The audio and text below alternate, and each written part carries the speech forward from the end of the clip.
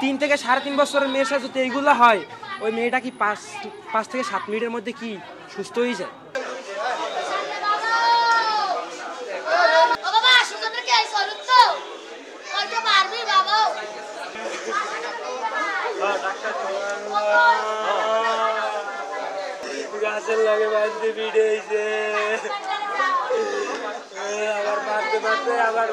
একটা মেয়ে বলে ঘরে আইছে, মেয়েটা ওরে বলাইতে মামা আর আমার বলাইতে নানু, আর আমার ঘরে বেশি খাইতে লইতে কার্টুন মাটুন দেখতে।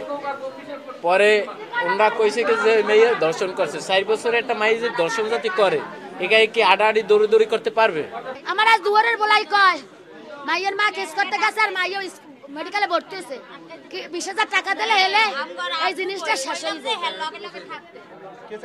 বাসু হেল লাগা আর মাতারি গেছিলে বলে আমার বলা রেপ করছে, কিছু টাকা দিলে হারা মিললে যাবে। আমার কাছে কালকে টাকা চাইছে, বাসু কায়ম রোবেল আবার মারছে। ও বাবা তোর বাইরে হাবল তাবল কইছে রুবিল্লা, বাসু কয় মনির ভাই পুরনো লোক, আরে কষ্ট দিকে বাসু হিস দেয়।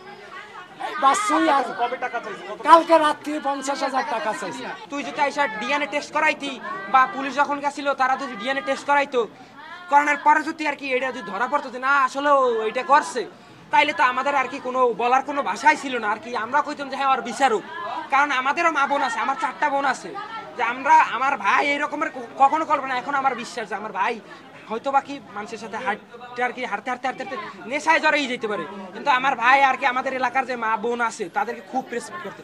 আপনি যদি বিশ্বাস না হয় আপনি যাইয়ে দেখতে পারেন, যাচাই বাছাই করতে পারেন। আমরা চাই যে আর কি যারা যে মারছে আর কি তাদের একটা আর কি শাস্তি চাই, আর কি বিচার চাই। যে গণপিটুনিতে একজন লোক আহত হয়েছে, তখন আমরা পুলিশের একটি দল গিয়ে তাকে উদ্ধার করে শেরেবাংলা মেডিকেল নিয়ে আসি, এখানে ভর্তি করা হয়। ভর্তি করার পর সন্ধ্যার পরে সে মারা যায়। আসলে গণপিটুনি হওয়ার কারণ আমরা যেটা জানতে পারি, আজকে আমাদের কোতোয়ালি থানায় বিকেলে একটি মামলা রুজু হয়েছে। সেই মামলার একটি ধর্ষণ মামলা, শিশু ধর্ষণ, সেই মামলার 1 নম্বর আসামি ছিল। সর্ব বিষয়টি আর কি তদন্ত করে তদন্ত যেটা আসবে সেই অনুযায়ী ব্যবস্থা নেওয়া হবে।